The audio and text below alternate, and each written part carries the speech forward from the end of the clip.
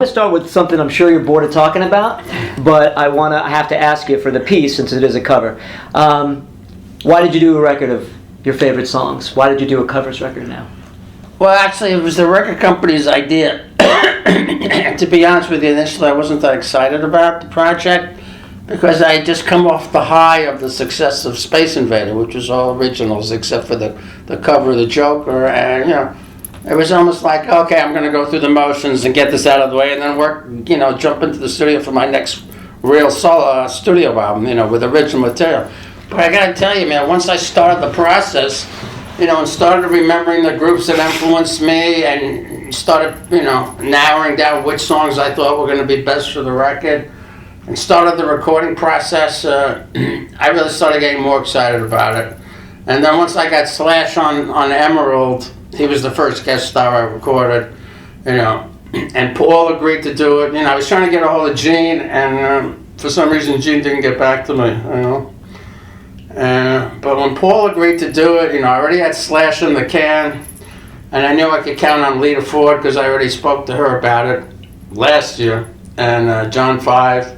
And I also spoke to Mike McCready a year or two ago, and he said he was up for doing a track on my new record. So, all the ducks were, falling into place. They were getting in a row. So, the last 2 weeks of the record, I went up to LA. I got John Five and Lita Ford and on the record the same day. And that weekend, Paul recorded the vocal for Fire and Water while I was doing overdubs and stuff. And then he emailed the vocal back to us. I put a guitar solo on and did the vocal. I did a guitar solo and we just mixed it, and that was it. The whole process for Fire and Water was about 4 days, from beginning to end. How long did it take you to make the record? Well, I started tracking last spring, but I went on tour. Last year I went to Australia, New Zealand, and Europe. In the middle of the year, and then I came back and finished the record. So maybe the whole process took 6 months, ruling out the time I was out on the road. So you recorded this, from what I understand, in San Diego in your home studio then? Did you record the whole thing there, or? I tracked, there's a studio in San Diego called Signature Sound, and that's where I did a lot of the basic tracks with drums. My place isn't big enough for drums. We have a two-story townhouse, and I just have a really great room, with preamps and mics and stuff. I can do everything there but drums. So I tracked the drums, and then I flew my engineer in from New York, who I liked working with since Anomaly, and we did a lot of the overdubs. And then I went up to LA to do the remainder of the overdubs. But a lot of the solos I engineered. I engineered the solo for Fire and Water. I engineered the intro solo and a lot of the guitars on Bring It On Home. And what else did I do? A couple of other solos. I did the solo for Till the End of the Day in my studio alone. It's good. I've really gotten good at Pro Tools that I can actually engineer myself. The only drawback is when you're engineering, some of the creativity goes out the window because you got to stay focused on what you're doing instead of just thinking about creating. So I prefer working with an engineer, but when I don't have one around, I can do it myself. The record to me sounds very fat. It's very heavy and fat. Now I've heard some tracks off Anomaly, but is this like a different? Is this just a different sound? Because even though each song has its own sound because they're all songs from different periods, It really does have a very fat, heavy sound. Is that something you guys were going for, or you stumbled on, or? No, that's what I was going for. And Warren Huart, the guy who he also mixed Space Invader. He's got an old SSL board, and he uses old preamps. Even on some of the vocals, he's actually using real tape delay. So it's analog. You did a lot of analog recording, man. Well, a lot of it was recorded digitally, but I'm in the mixing process and in the overdubbing process, we used a lot of analog equipment to achieve more of a vintage sound. Right. It definitely has that. So one thing I've read about you over the years, and specifically your first solo album when you were still in Kiss in the 70s, which I love. It's the only one I bought. And you used so many different guitars and so many different amps and sounds. Did you do the same thing for this, since you were playing all different kinds of music from different artists? Well, I use a lot of Les Pauls, but I like doubling Les Pauls with Fenders. I got about a half a dozen Telecasters, a half a dozen Strats that I use, but in conjunction with different amps. Like I have a couple of old Vox amps, a couple of old Fender amps, and some old Marshalls. I just last year I picked up a 50-watt Marshall I got in a pawn shop outside of Palm Springs. I picked up the head for $900. I stole it. It was from the 70s. So, it's the combination of all that stuff. Vintage microphones, vintage preamps, everything tube. And that's how I achieved that fat sound. But layering Les Pauls and Fenders are really one of my trademarks that I've been using since the 70s. Yeah, and it definitely is a unique sound, and your sound comes out of that. It was interesting when I saw that Mike McGreedy was going to be on here, because I know obviously he's a big fan of Kiss and you, and there's always been that great lineage subtext of your solo, I think in She, which is very reminiscent of the solo in 5 to 1, Robbie Right. Krieger's, and then McCready took that solo and used it in a live for Pearl Jam. It's a great lineage. You guys ever joke or talk about that? Yeah, we've spoken about that. I met Mike several years ago because my daughter was a big Pearl Jam fan when she was a kid, and then they took care of us at one of the concerts, and then then I found out he was sober, and I got sober, so we had that common bond, and I ended up jamming with them at Madison Square Garden one night. We did what did we do? Cold Gin? Did you? No, we did Black Diamond? Black Diamond. Because I think I've seen that on YouTube. Yeah, we did Black Diamond. I jammed with them at Atlantic City at the Borgata Casino. I have a good rapport with him and Eddie, and I've been wanting to get him on one of my records for a long time, and finally it transpired. I love the way all the vocals definitely change the style, but you're the constant, obviously, throughout the whole record. With Paul, how difficult or how easy was that when you guys first got together? Tell me the whole process. We actually were never in the same room together. Like I said, once me and Paul decided on which song to do, I was up in LA doing overdubs, with John Five and Lita, and that same weekend Paul recorded the vocal in a different studio. We just emailed him the tracks, he did the vocals, engineered it, emailed them back to us, and boom. I mean, technology has changed the recording process so much. In the 70s we had these bulky 2-inch thick reels of tape that only held 2 or 3 songs depending upon the length of the song. We'd have to carry those around with us. Big tape machines. Every time you wanted to do an edit was with a razor blade. Sure. Now with digital editing, it's a dream. The sequence of solos that me and Slash did on Emerald. We had a dozen passes or more of solos, and I pretty much put that together piece by piece. Pick the best ones from each performance. Right, yeah, you could do that. Cut and paste. And getting, sometimes shifting it a little, so, because maybe once I edited it over from a different take, the timing was a little off, so I had to slide it a little. But Pro Tools is amazing. You can visually do everything. You see the waveform, and you just slide it with the mouse, a little ahead or a little behind, to get the desired effect. Speaking of effect, when you were working on this record and you picked the songs that you picked, and I guess, I'd have to ask you why you did. I'm sure these are influential songs, but did you find when you were recording the songs, playing them, that you understood where your influences came from? You're like, oh, that's where I got that, or that's where I was inspired to write that song. Did those things come back to you when you were working on the record?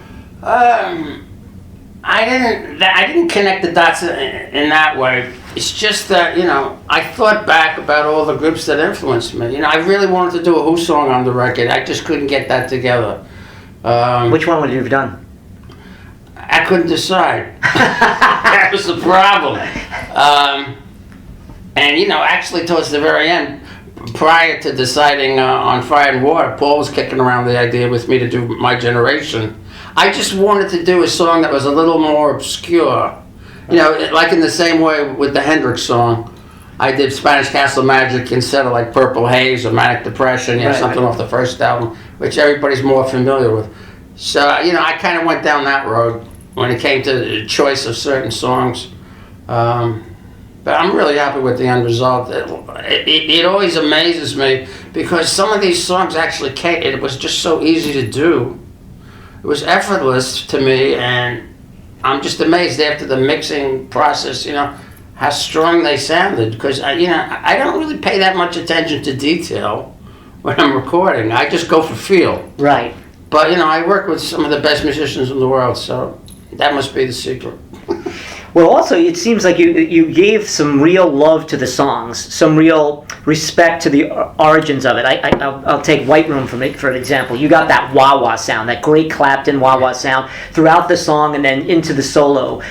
So did you make a concerted effort to try to pay homage to each song? Well, I had two wah-wahs in one of my boxes, and me and my engineer plugged in both of them, and they were way too noisy. They were old, you know, the potentiometers in it were all dirty, and it was making a lot of noise. So we ran out to the guitar store and bought a brand new wah-wah, a Vox wah-wah, and I only did 2 or 3 passes of the solos, and my engineer just pieced, out of those 3 passes, he pieced together one solo. You know, everything kind of came together really quick. I'm still sitting here listening, I still listen to the album almost every day. And I keep hearing things that I didn't hear from the prior listen. It's just that you played? Huh? That you played, you're hearing, and you're oh wow, that was pretty you gotta cool. Understand, all the solos on the record, you know, I improvised. I didn't play the other people's solos note for note. Right. I stayed pretty true to most of the arrangement. You know, in Emerald, I ended up extending Emerald by redoing the second half of the second verse when I came out of the solo, which isn't in the original arrangement. Right. But I actually like my arrangement better. I think it kind of brings the whole song to an end nicely.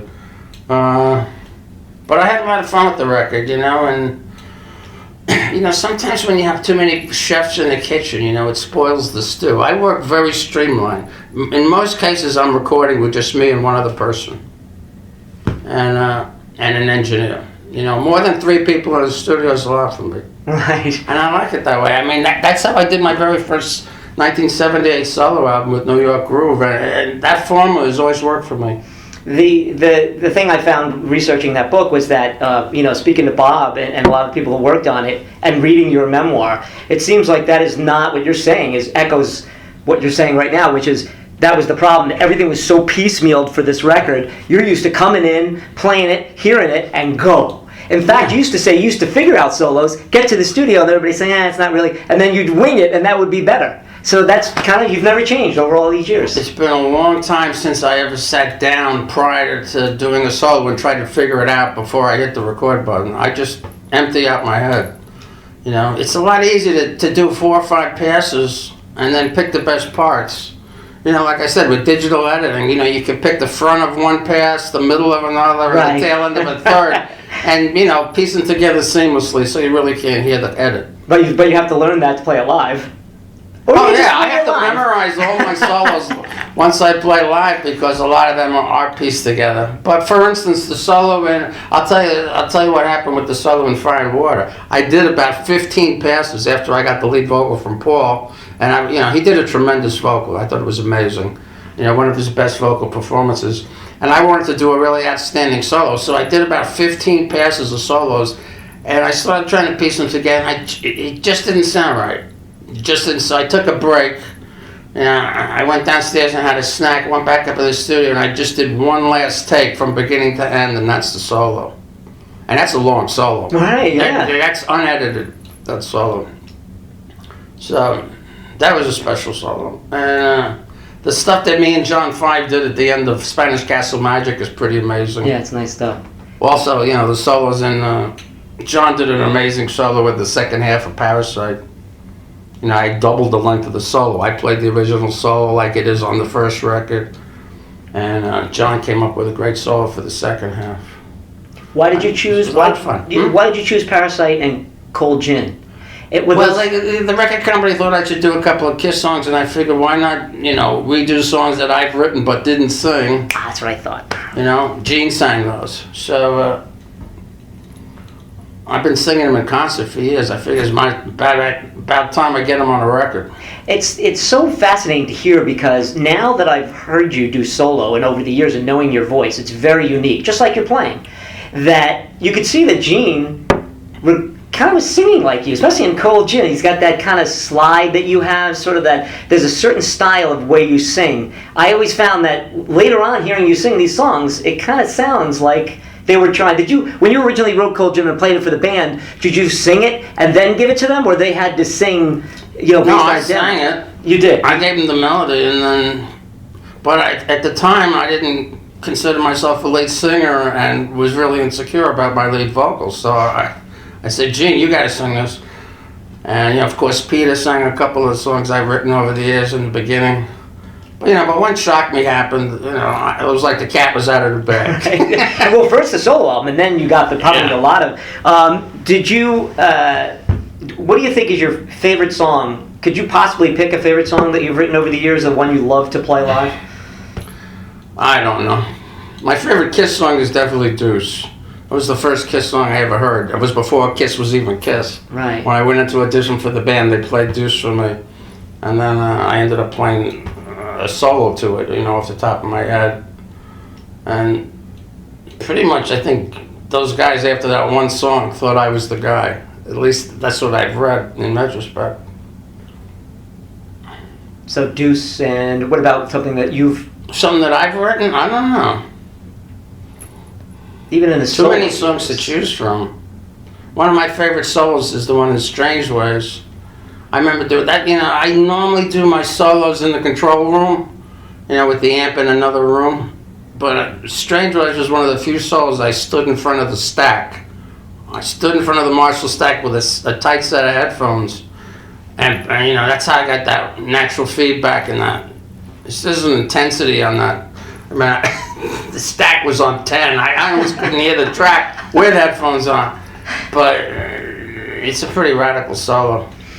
I have to say, now that I'm sitting across from you, 100,000 Years solo is one of the most melodic solos that you've written and done. And you always seem to nail that every time, even in the reunion tours when you went back. Do you play 100,000 Years at all? Have you played it solo and added it to a set? Because I love your solo on that. It's so beautifully melodic.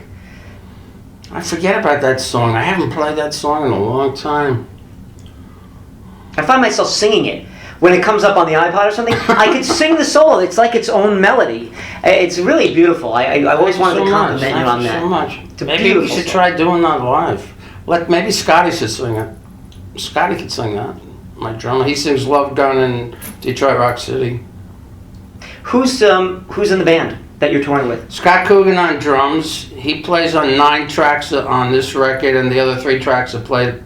The drummers are taking Matt Starr, who did most of the drumming on Space Invader. Chris Wise on bass. I'm playing bass on about 4 tracks. The Zeppelin track, White Room, I'm playing bass on. 1 or 2 others. And I'm doing all the guitar work except for the guest stars. And pretty much all the lead vocals except for, the verses in Bring It On Home. The bridges in White Room, Scotty's singing. And Paul's singing Fire and Water. I'm singing everything else. Do you have another guitar player touring with you? Rhythm? Do you have a rhythm guy? I'm doing all the rhythm tracks. So you're playing live. You're the only guitar player in the band. No. So you do have another guitar Richie player. Scarlett. Oh, Scarlett. Richie's playing. Yeah, that's where you might know me from. I was in a band in the '80s. I opened for Richie up in Westchester when he was. Yeah, Richie's back in. I got a brain cloud for. No, that's okay. I didn't know Richie's, but that's great. I'm not even going to be in town when you guys are playing here. I'd love to see the show. Did you have to get that?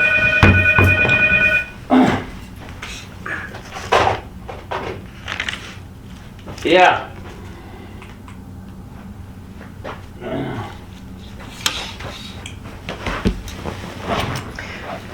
So I guess just one or two more. So is there going to be a volume 2? That's the assumption because you called it volume 1. So I guess you figured, hey, I got a ton of more songs I'd like to record now. It was actually my idea to call it volume 1. I just thought it was a great marketing ploy. And everybody's going, it's going to be volume 2. I go, maybe, I don't know. I have a feeling this is going to be a very successful record because I think it has mass appeal. I mean, you don't have to be an Ace Frehley fan to get off on some of the songs on this record, with the Stones, Led Zeppelin, Cream, So, if the record does as well as I think it will, I definitely think there's going to be a volume 2. But not before I do another studio record. Originals. Huh? Originals. Yeah. You want to do another originals, yeah. And then maybe after that, maybe volume 2. That would make sense. Now, I read some quote, and I'm sure this was an offhanded thing, you probably were quoted out of context, but it's been on the internet that you had said to somebody that you would consider playing with the guys in Kiss again or being in Kiss again. But well, I've always said that. I've always said, never say never, leave the door open, It's really their call. Please. Is that my phone? It's a phone.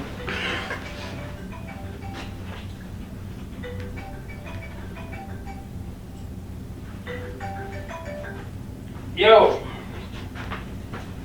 Yeah.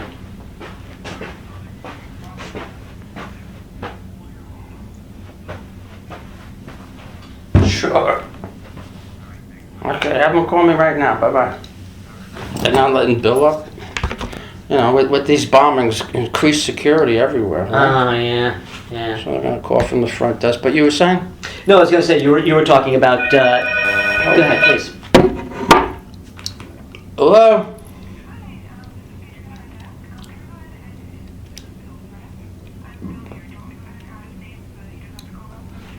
Yes, please. Would you let Bill come up? Thank you. No, you were saying about how it's always been kind of open. It's about the Kiss thing. Yeah, I mean, I think it could be great. It would be a nice way to really end Kiss. Go out with a bang. Right now it's really only half a Kiss. Right. And everybody knows it. But, like I said, the ball's in Paul and Gene's court. But I'd be open to the idea if it was presented to me in the right way, sure. Do you know how much, because I've been promoting this book now since October, and I've done a ton of podcasts and interviews and radio. Do you have any idea how popular among the four of the guys that you are? You have been the one guy, you're kind of like the Keith Richards of the band in a sense, where everybody's kind of gravitated to you because of the rebellious nature, the fact that you didn't always buy into some of the Kiss stuff, that you've been your own man. Does that ever resonate? Do you realize how much that people really do? I mean, I do and I don't, right? Another thing that people always say to me, do you realize the impact you've had on so many guitar players, the influence you've had?